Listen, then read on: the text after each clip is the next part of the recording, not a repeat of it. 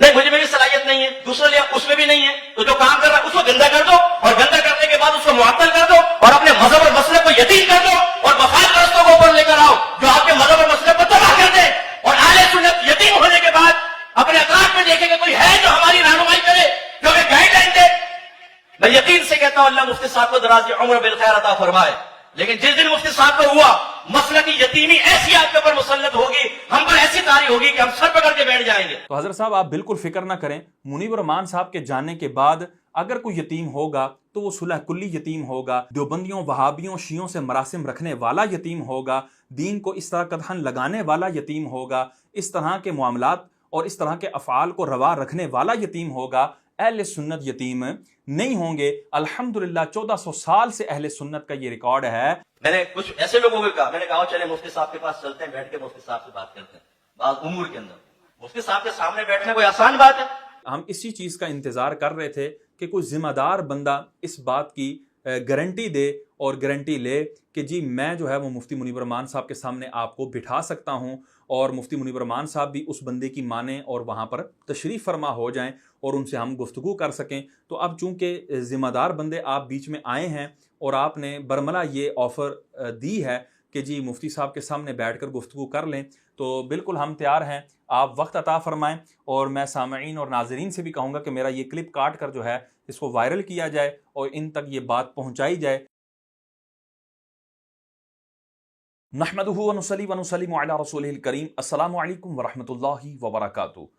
मुफ्ती मुनीब रहमान साहब का जो इशू चल रहा है उसके ऊपर आपने हमारी कसीर वीडियोस देखी होंगी, जिनमें इल्मी दलाइल के साथ हमने मुफ्ती साहब के अफ़आल और तहरीरात के ऊपर हुक्म शरा को वाज़े किया, और सय्यदी व सनदी आला हज़रत इमाम अहमद रज़ा ख़ान फ़ाज़िल बरेली रहमतुल्लाहि ताला अलैह के फ़तावा से भी अहकामात को वाज़े किया, क्योंकि इन्हीं का कौल था कि हमें आला हजरत जो हैं वो 100% मतलूब हैं। किसी को 10% आला हजरत पसंद हैं, किसी को 20%, किसी को 50%, लेकिन हमें 100% मतलूब है, लेकिन हमें 100% मतलूब है। तो इल्ज़ामुल ख़स्मी बिमा हुआ क़ाइलुहु के कायदे के तहत हमने फतावा रज़विया से ही हुज्जत को तमाम किया, और तमाम तर वो उलमा जो मुनीब रहमान साहब के दिफा में आते रहे उनकी बारगाह में भी हमने यही अर्ज़ व मारूज़ की कि आप दलाइल दें और दलाइल से गुफ्तगू करें, जज्बात को ना लेकर आएँ कि शरीयत में इस तरह के मामलात में जज्बात की अहमियत नहीं है। शरई दलाइल को देखा जाएगा,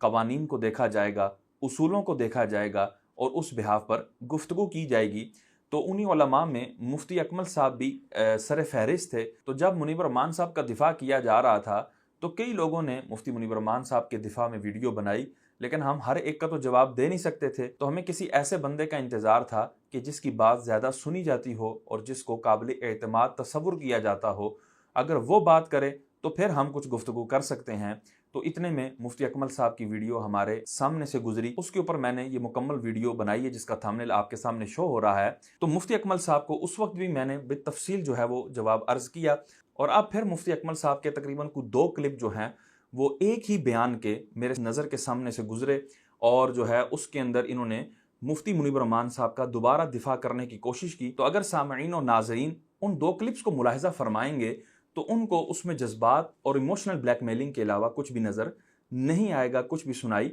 नहीं देगा। हम ये तसव्वुर कर रहे थे इनके पहले क्लिप में भी और इन क्लिप्स में भी कि मुफ्ती साहब जो हैं वो दलाइल देंगे, और इसी तरह जब मैंने इनसे ज़ाती राब्ता किया था उस वक्त भी मुझे उम्मीद थी कि ये मुझे दलाइल देंगे और दलाइल दे के जुज़ियात देकर मुझे जो है वो मुतमईन करने की कोशिश करेंगे और मेरे जितने भी इश्कालात हैं वो सब के सब दूर हो जाएंगे, लेकिन इन्होंने ऐसा कुछ भी नहीं किया। और अब आपको पता है कि इस तरह का इनके पास कोई मामला भी नहीं है, इनके पास अपने दावे के ऊपर कोई दलील नहीं है। मुनीब रहमान साहब को क्लीन चिट देने के हवाले से इनके पास कोई दलील नहीं है, क्योंकि इन्हीं के जत्थे के और इन्हीं के टीम के एक अल्लामा साहब, अल्लामा जुल्फ़कार शाह साहब, उन्होंने अपनी वीडियो बनाकर ये वाज़े तौर पर ऐलान कर दिया है कि मुफ्ती साहब ने तौबा लिख कर दे दी है। सबसे पहली बात यह कि मुफ्ती मुनीब रहमान साहब हुजूर मुफ्ती आजम पाकिस्तान मतअल्लाहु तआला बितुलियाती, आपने रुजूनामा और तौबा नामा लिख दिया है, ठीक है? आपने रुजूनामा और तौबा नामा लिख दिया है, ठीक है? इसका मतलब वाज़े तौर पर यह है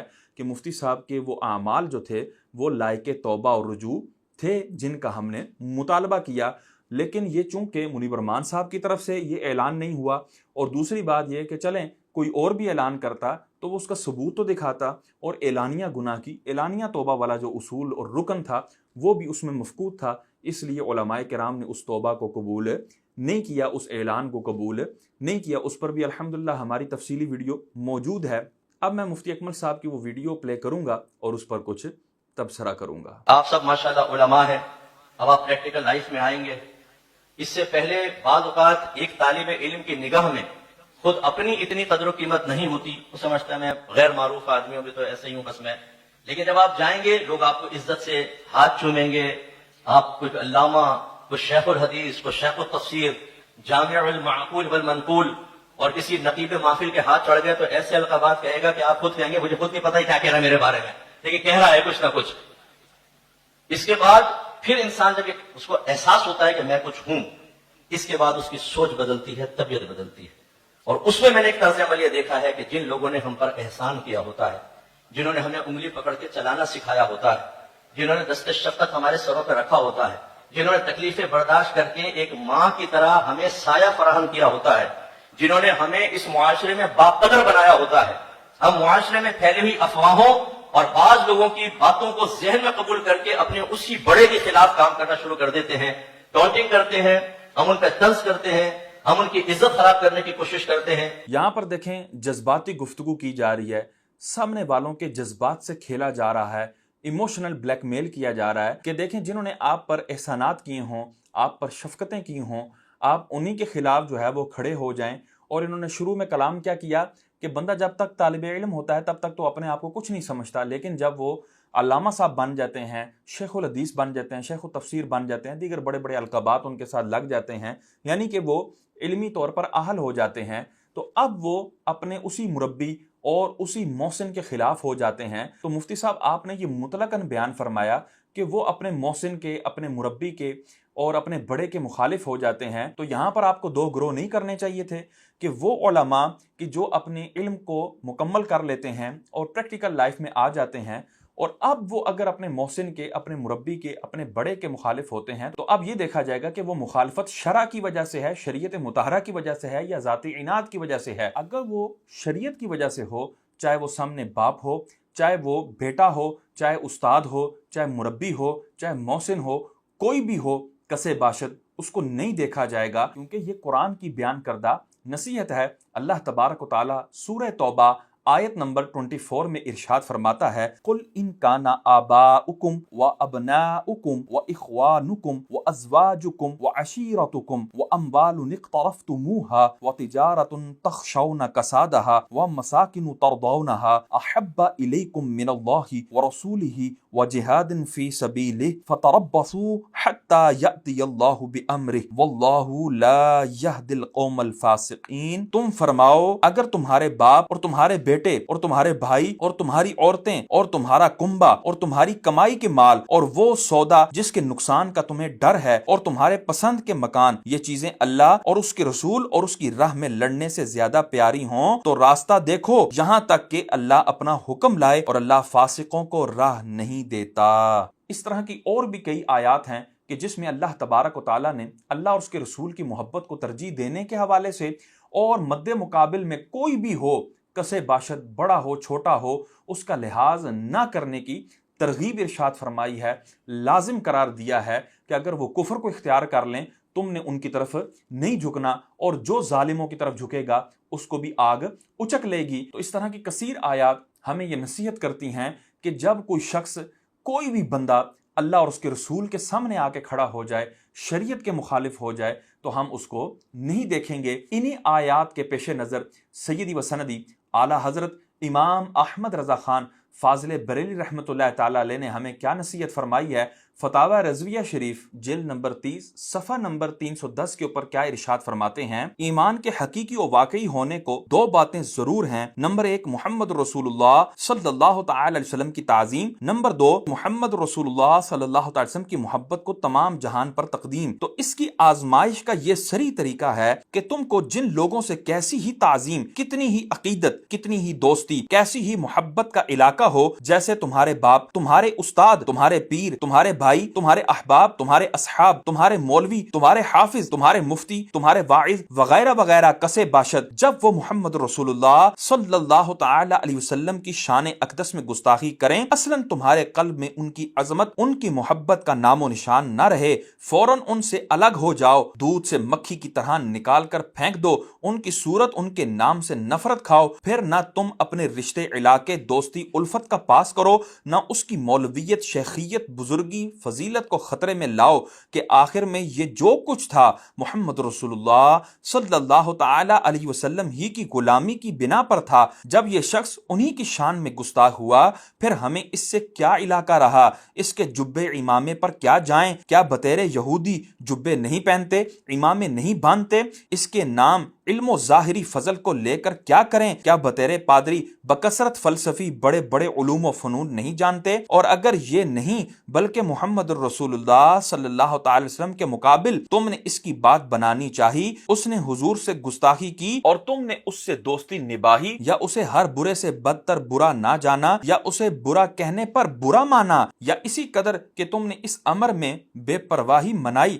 یا تمہارے دل میں اس کی طرف سے سخت نفرت نہ آئی، تو للہ اب تم ہی انصاف کر لو کہ تم ایمان کے امتحان میں کہاں پاس ہوئے؟ قرآن و حدیث نے جس پر حصول ایمان کا مدار رکھا تھا اس سے کتنی دور نکل گئے؟ مسلمانوں، کیا جس کے دل میں محمد رسول اللہ صلی اللہ تعالی علیہ وسلم کی تعظیم ہوگی وہ ان کے بدگو کی وقعت کر سکے گا، اگرچہ اس کا پیر یا استاد یا پدر ہی کیوں نہ ہو؟ کیا جسے محمد رسول اللہ صلی اللہ تعالی علیہ وسلم تمام جہان سے زیادہ پیارے ہوں وہ ان کے گستاخوں سے فوراً سخت شدید نفرت نہ کرے گا، اگرچہ اس کا دوست یا برادر یا پسر ہی کیوں نہ ہو؟ للہ اپنے حال پر رحم کرو اور اپنے رب کی بات سنو۔ تو یہاں پر دیکھیں سیدی و سندی اعلیٰ حضرت نے انہی آیات کو مد نظر رکھتے ہوئے اور آگے وہی آیات ذکر فرمائیں گے، لا تجد قوما یؤمنون باللہ والیوم الآخر یوادون من حاد اللہ ورسولہ۔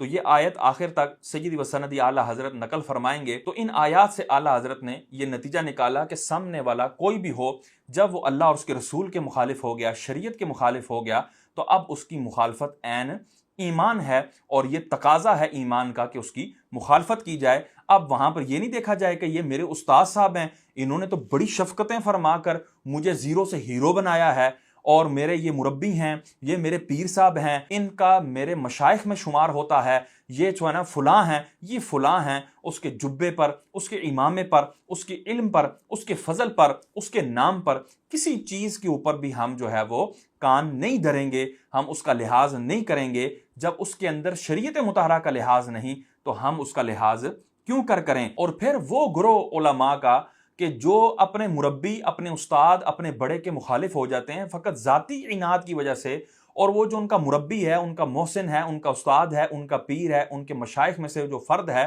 اس کے اندر کوئی بدمذہبیت نہیں ہے، کوئی عقیدے کا جھول نہیں ہے، کوئی اس کے اندر شرعی خرابی نہیں ہے، اس کے باوجود وہ اس کی مخالفت کر رہے ہیں، تو ہاں ان کو آپ جو ہے وہ ٹارگٹ کر سکتے ہیں، ان کو آپ یہ کہہ سکتے ہیں کہ خدا کے بندے شرم کرو، حیا کرو، اس نے تمہیں تربیت دی ہے، اس نے تم پر احسان کیا ہے، اور جو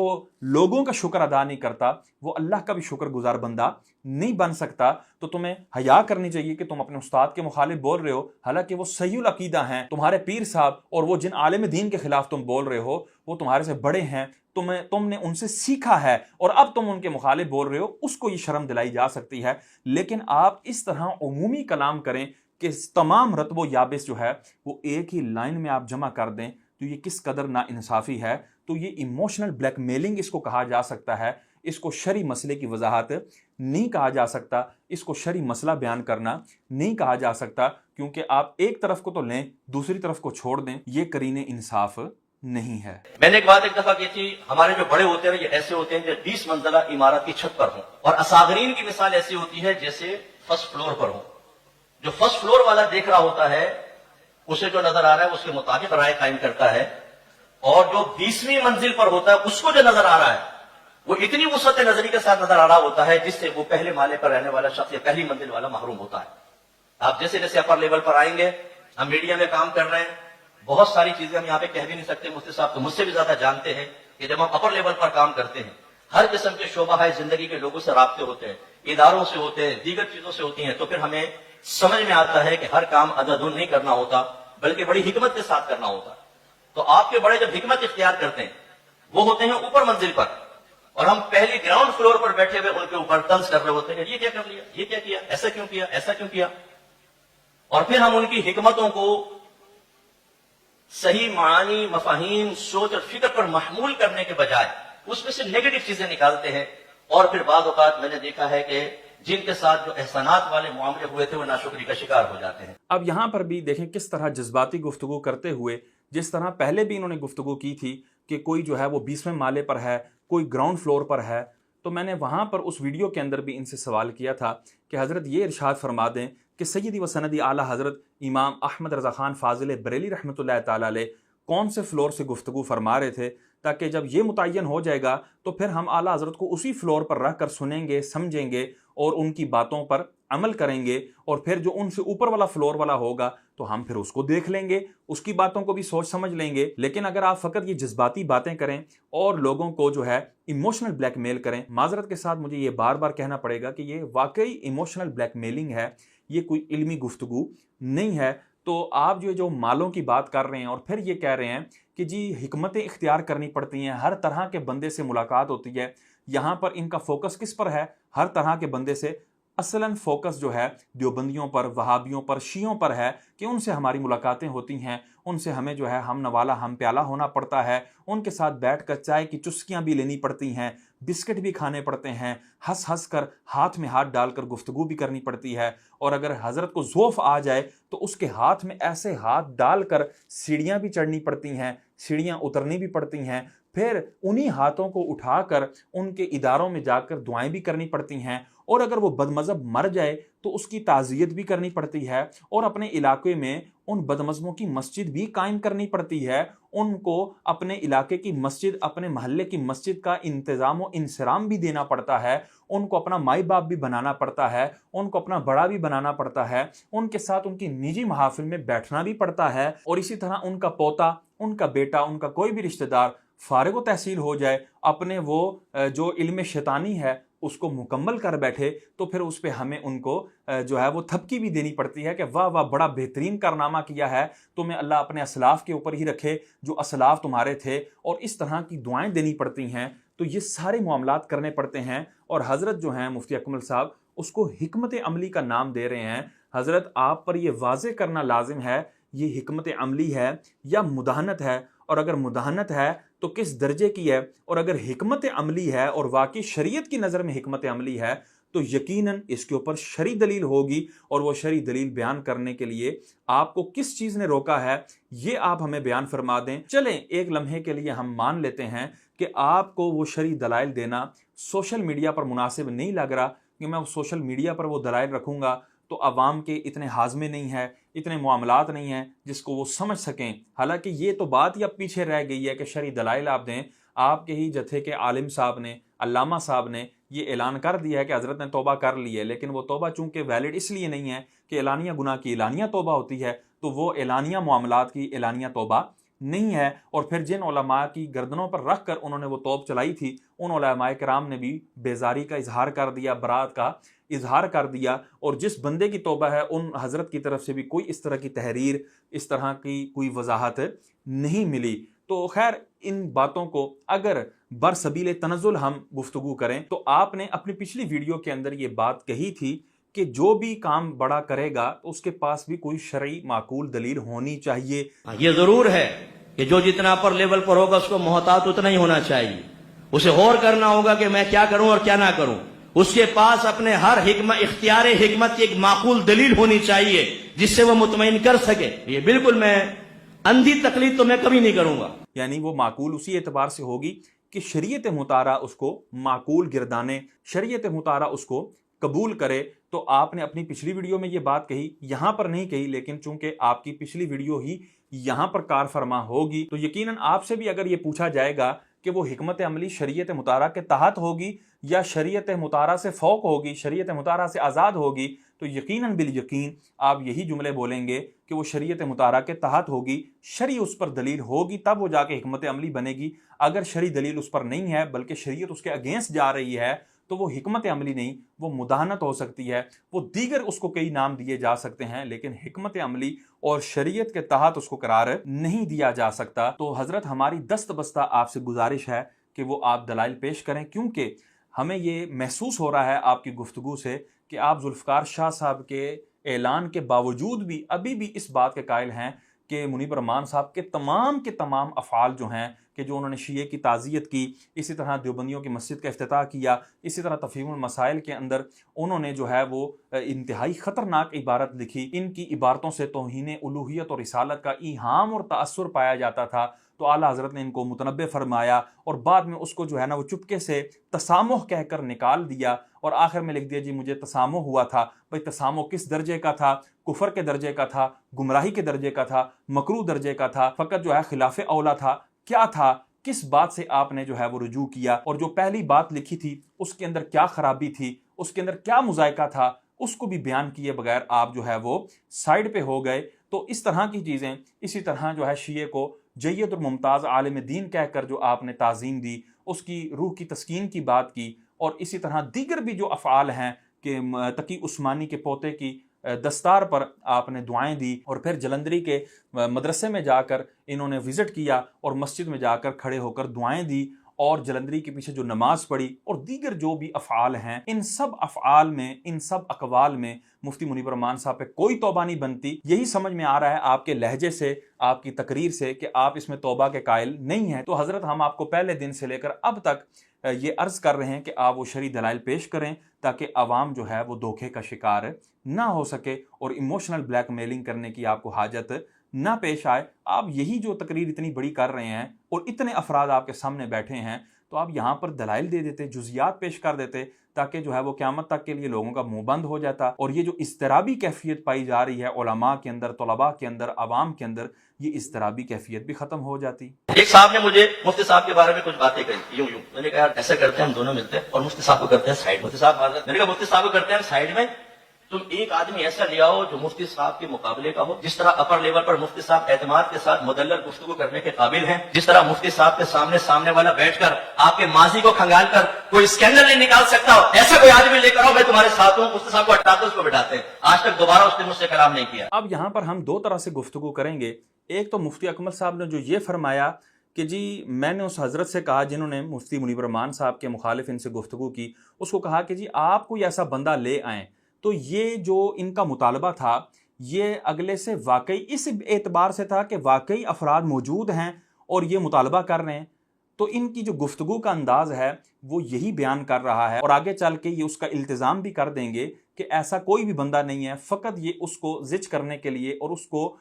بے دلیل ثابت کرنے کے لیے اور غلط ثابت کرنے کے لیے یہ مطالبہ کر رہے ہیں کہ تم ایسا کوئی بندہ لے آؤ، مفتی صاحب کو ہم ہٹا دیں گے اور وہ بندہ کام کر لے۔ یعنی کہ اہل سنت کے پاس کوئی بھی ایسا بندہ نہیں ہے جو دین متین کو اس انداز سے بیان کر سکے اور دین متین کی اس انداز سے ترویج کر سکے اور اس کی حمایت کے لیے گفتگو کر سکے۔ تو یہاں پر معذرت کے ساتھ دست بستہ میں عرض کروں گا کہ مفتی اکمل صاحب آپ یہاں پر غلطی پر ہیں، اور شاید آپ نے قرآن پاک کی وہ آیات بھلا دی ہیں یا آپ کے ذہن میں نہیں ہے جن آیات میں اللہ تبارک و تعالیٰ جو ہے وہ یہ ارشاد فرما رہا ہے کہ اگر تم دین کا کام نہیں کرو گے، اگر تم مخالف ہو جاؤ گے دین کے، تو اللہ تعالیٰ تمہارے بدلے ایسی قوم لے کر آئے گا جو تمہارے سے بہتر دین کا کام کرنے والی ہوگی۔ وہ آیات چند جو ہے وہ میں آپ کے سامنے تلاوت بھی کر دیتا ہوں تاکہ عوام کو بھی سمجھ میں آئے کہ دین جو ہے وہ بے یار و مددگار نہیں ہے۔ قرآن مجید فرقان حمید سورہ مائدہ کی آیت نمبر 54 میں ارشاد فرماتا ہے، یا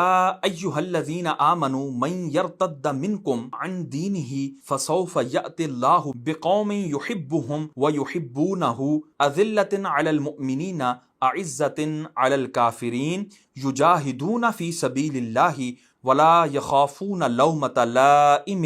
ذلک فضل اللہ یؤتیہ من یشاء واللہ واسع علیم۔ اے ایمان والو، تم میں جو کوئی اپنے دین سے پھرے گا تو ان قریب اللہ ایسے لوگ لائے گا کہ وہ اللہ کے پیارے اور اللہ ان کا پیارا، مسلمانوں پر نرم اور کافروں پر سخت، اللہ کی راہ میں لڑیں گے اور کسی ملامت کرنے والے کی ملامت کا اندیشہ نہ کریں گے۔ یہ اللہ کا فضل ہے جسے چاہے دے اور اللہ وسعت والا، علم والا ہے۔ یہاں اس آیت میں یہ پوائنٹ نوٹ کرنے والا ہے، فسوف یأتی اللہ بقوم، اللہ عنقریب ایسی قوم لائے گا، یعنی یہ کام اللہ کا ہے کہ اللہ کس سے دین کی خدمت لیتا ہے۔ آپ کو مفتی صاحب ٹینشن نہیں لینی چاہیے، اور یہ ٹینشن آپ کی نہیں ہے، اور نہ آپ سامنے والوں کو یہ ٹینشن دلائیں کہ حضرت نہیں ہوں گے تو کون دین کا کام کرے گا۔ حضرت اگر یہ جو ہیں غیروں کے ساتھ پپیاں جھپیاں کریں گے، کافروں کے لیے نرمی اختیار کریں گے، مرتدوں کے لیے نرمی اختیار کریں گے، اور مسلمانوں کے لیے سخت ہوں گے، جب آئیں گے تو اپنی تحریکوں کو،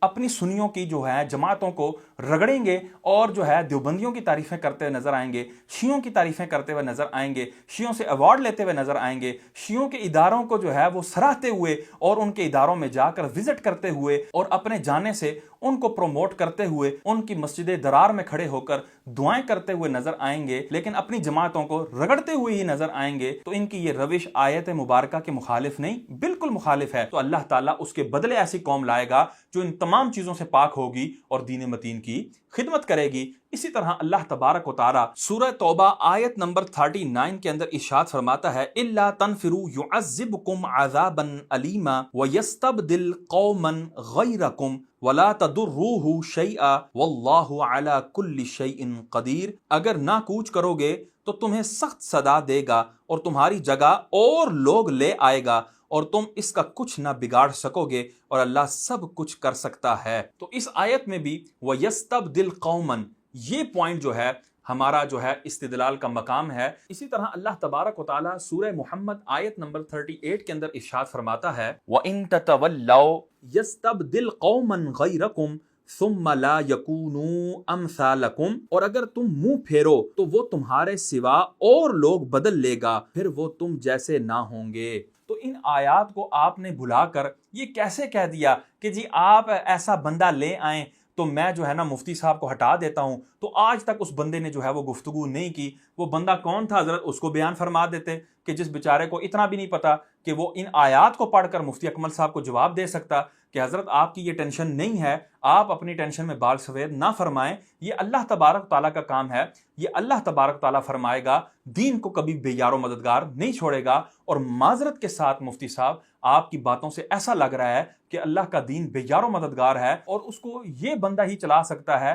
جس کے اندر اتنے سکم ہیں، اتنی شرک خرابیاں ہیں، جس کے اقوال، جس کے افعال جو ہے حد کفر تک جا رہے ہیں، گمراہی کی حد تک جا رہے ہیں۔ یہی بندہ ہے جس سے اہل سنت جو ہے وہ چل سکتے ہیں اور اس کے معاملات جو ہے وہ آگے جا سکتے ہیں۔ اور اس کے بعد آپ نے یہ فرمایا کہ ایسا بندہ بھی تم لے کر آؤ کہ سامنے والا جو ہے اس کی ماضی میں سے کوئی سکینڈل نہ نکال سکے۔ جس طرح مفتی صاحب کے سامنے والا بیٹھ کر آپ کے ماضی کو کھنگال کر کوئی اسکینڈل نہیں نکال سکتا، ایسا کوئی آدمی لے کر آؤ، میں تمہارے ساتھ ہوں، مفتی صاحب کو ہٹاتے اس کو بٹھاتے ہیں۔ آج تک دوبارہ اس نے مجھ سے کلام نہیں کیا۔ تو جس کی ماضی میں سے ایسا کوئی سکینڈل نہ نکل سکے، تو مفتی صاحب معذرت کے ساتھ آپ یہ احکامات بیان کرتے رہے ہیں اپنے فیضان شریعت سلسلے کے اندر کہ فسق دو طرح کا ہوتا ہے۔ ایک وہ فسق ہے جو اعتقاد کے اندر، عقیدے کے اندر ہوتا ہے، جس کو فسق اعتقادی کہتے ہیں، اور ایک وہ فسق ہوتا ہے جو عمل کے اندر ہوتا ہے، جس کو فسق عملی کہتے ہیں۔ یعنی ایک وہ فاسق ہے جو اعتقاد کے حوالے سے، عقیدے کے حوالے سے فاسق ہے، اس کا عقیدہ اللہ کے حوالے سے اچھا نہیں،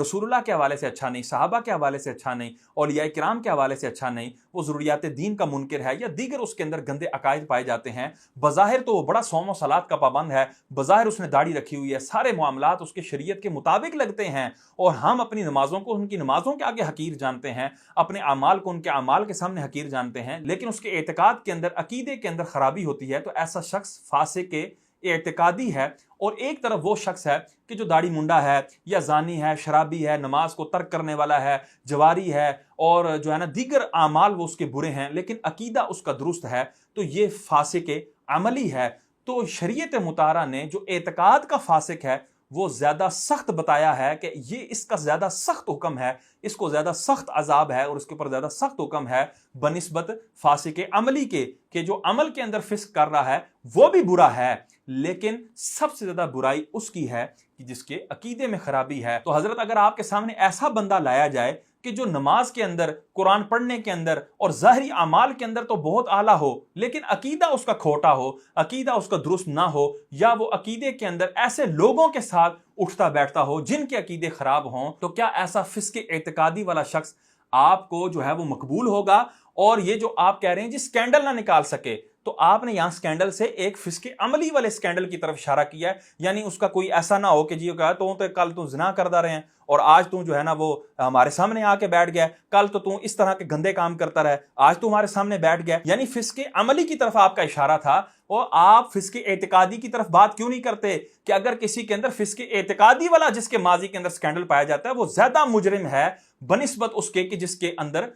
فسق عملی والا سکینڈل پایا جائے جس کے ماضی میں۔ تو آپ منیب الرحمان صاحب کے فسق عملی والے سکینڈل کو جو ہے اس کی نفی کر رہے ہیں، تو حضرت جو فسق اعتقادی والا سکینڈل ہے جو کہ فسق عملی سے سخت تر ہے، تو مفتی منیب الرحمان صاحب کے ماضی کے اندر کیا اس طرح کے فسق اعتقادی والے سکینڈل نہیں موجود؟ کیا عالم دین جید اور ممتاز عالم دین شیعہ کو کہنا یہ کیا سکینڈل نہیں ہے؟ اسی طرح دیوبندیوں وہابیوں کے ساتھ محبت مربت والے معاملات، ان کی مساجد کے افتتاح، یہ مطلب گردان پڑھ پڑھ کے بچے کو یاد ہو گئی ہے۔ تو وہ جو سارے اعمال ہم نے گنوائے ہیں کیا یہ اعتقادی سکینڈلز نہیں ہیں؟ اگر آپ کہہ لیجیے اپر لیول پہ جن میں ہم نے کام کرنا ہے وہاں پر ان کو سکینڈل نہیں سمجھا جاتا، وہاں ان کو مذموم نہیں سمجھا جاتا، تو حضرت ہم اس اپر لیول کو نہیں مانتے، ہم شریعت مطہرہ کی مانتے ہیں۔ شریعت جن چیزوں کو مذموم قرار دے گی وہ چیزیں مذموم ہوں گی، اور وہ جس میں پائی جائیں گی، تو جب ایک داڑھی منڈا شخص اہل سنت کا امام نہیں بن سکتا، اہل سنت کا مقتدا نہیں بن سکتا،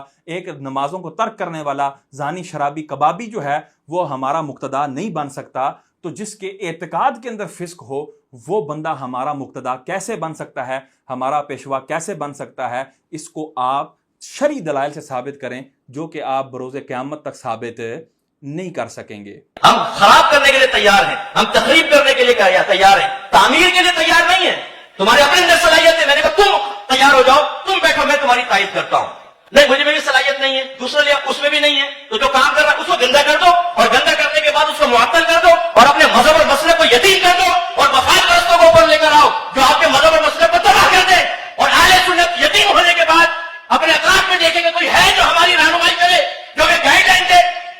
میں یقین سے کہتا ہوں اللہ مفتی صاحب کو دراز عمر بالخیر عطا فرمائے، لیکن جس دن مفتی صاحب کو ہوا مسئلہ کی یتیمی ایسی آپ کے اوپر مسلط ہوگی، ہم پر ایسی تاری ہوگی کہ ہم سر پکڑ کے بیٹھ جائیں گے۔ تو حضرت صاحب آپ بالکل فکر نہ کریں، منیب الرحمان صاحب کے جانے کے بعد اگر کوئی یتیم ہوگا تو وہ صلح کلی یتیم ہوگا، دیوبندیوں وہابیوں شیعوں سے مراسم رکھنے والا یتیم ہوگا، دین کو اس طرح قدحن لگانے والا یتیم ہوگا، اس طرح کے معاملات اور اس طرح کے افعال کو روا رکھنے والا یتیم ہوگا۔ اہل سنت یتیم نہیں ہوں گے۔ الحمدللہ 1400 سال سے اہل سنت کا یہ ریکارڈ ہے کہ اللہ تبارک و تعالیٰ نے دین متین کی نصرت کے لیے ایسے افراد پیدا فرمائے جن کا آج بھی طوطی بولتا ہے، جن کا آج بھی نام زندہ ہے۔ داتا علی حجویری کو دیکھ لیں، غوث پاک کو دیکھ لیں، معین الدین چشتی اجمیری کو دیکھ لیں، سیدی و سندی اعلیٰ حضرت امام احمد رضا خان فاضل بریلی رحمۃ اللہ تعالیٰ علیہ کو دیکھ لیں کہ اللہ تعالیٰ نے کیسے ان سے دین کا کام لیا، اور ان کے جانے کے بعد حالانکہ بندہ بظاہر سوچے کہ یار یہ تو کیسی ہستی ہیں اور دین کا کام جو ہے وہ ان کی وجہ سے کتنا جو ہے وہ عروج پا رہا ہے، ان کے جانے کے بعد کیا ہوگا، انسانی سوچ تو یہاں تک سوچ سکتی ہے، لیکن اللہ تبارک و تعالیٰ کیسے افراد پیدا فرماتا ہے جو اللہ تعالیٰ کی دین کی سربلندی کے لیے کوشاں رہتے ہیں اور دن رات کوشاں رہتے ہیں، اور کسی ملامت کرنے والے کی ملامت کا خوف نہیں کرتے، اور حق کو حق اور باطل کو باطل ثابت کر کے رہتے ہیں۔ تو حضرت آپ ٹینشن نہ لیں، یتیم آپ ہوں گے، یہ جو آپ کے سامنے خاموشی کے ساتھ بیٹھے ہیں، اگر تو کسی کا کوئی عذر ہے تو ہم اس کو کچھ کہتے نہیں، لیکن اگر کسی کا کوئی عذر نہیں اور وہ آپ کی بات کی حمایت کرتا ہے تو وہ یتیم ہو سکتا ہے۔ منیب الرحمان صاحب کے جانے کے بعد ہم الحمدللہ یتیم نہیں ہوں گے۔ آپ منیب الرحمان صاحب کو ہٹا کر دیکھیں، الحمدللہ ایسے علماء موجود ہیں، ایسے افراد موجود ہیں کہ جن کے ماضی کا نہ تو فسق اعتقادی کا کوئی سکینڈل ہے، نہ ان کا فسق عملی کا کوئی سکینڈل ہے، کسی اعتبار سے ان کا کوئی سکینڈل نہیں ہے، اور وہ دین متین کو اس انداز سے بیان کریں گے کہ وہ مومنوں کے لیے نرمی کریں گے، کافروں کے لیے سختی کریں گے، اور کسی ملامت کرنے والے کی ملامت کا خوف نہیں رکھیں گے۔ میں نے کچھ ایسے لوگوں کو کہا، میں نے کہا چلے مفتی صاحب کے پاس چلتے ہیں، بیٹھ کے مفتی صاحب سے بات کرتے ہیں بعض امور کے اندر۔ مفتی صاحب کے سامنے بیٹھنا کوئی آسان بات ہے، اور یقیناً ہر ایک کو جواب دے بھی نہیں ہے آدمی کہ مفتی صاحب ہر ایک کے سامنے بیٹھیں، لیکن اگر کوئی اپنے تشفی چاہتا ہے، کوئی چاہتا ہے کہ ذرا حکمت سمجھے تو چلے آنے میں حرج میں نہیں ہے، کوشچن کریں، لیکن یہ طریقہ کار بالکل غلط ہے کہ آپ صاحب معاملہ کو پیچھے کر دیں اور از خود ایسے پلیٹ فارمز اختیار کر لیں جس میں تعمیر کے بجائے تخریب ہو۔ ہم اسی چیز کا انتظار کر رہے تھے کہ کوئی ذمہ دار بندہ اس بات کی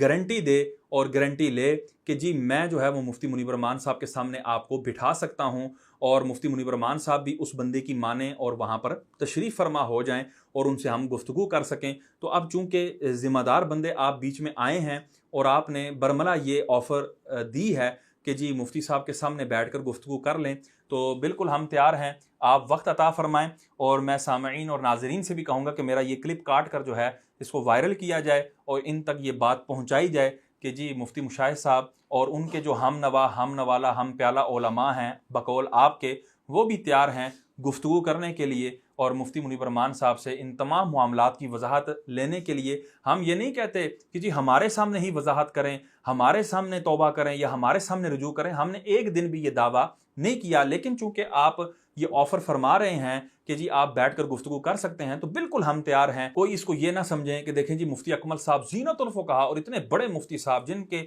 پاؤں میں مفتی منیب الرحمان صاحب بیٹھے ہوئے اور یہ اتنی بڑی بڑی گفتگو فرما رہے ہیں، ان کی تائید ہے تو تب ہی فرما رہے ہیں، تو ان کے سامنے بیٹھ کر انہوں نے اتنی بڑی آفر کی ہے تو ہم اس کو بالکل دل و جان سے قبول کرتے ہیں اور آنے کے لیے تیار ہیں۔ اب وقت عطا فرمانا آپ کا کام ہے۔ اللہ تبارک و تعالیٰ سے دعا ہے اللہ تبارک و تعالیٰ ہمیں مسئلے کی نوعیت کو سمجھنے کی توفیق عطا فرمائے، دین متین پر کما حق عمل کرنے کی توفیق عطا فرمائے، آمین بجاہ النبی الامین صلی اللہ تعالی علیہ وسلم۔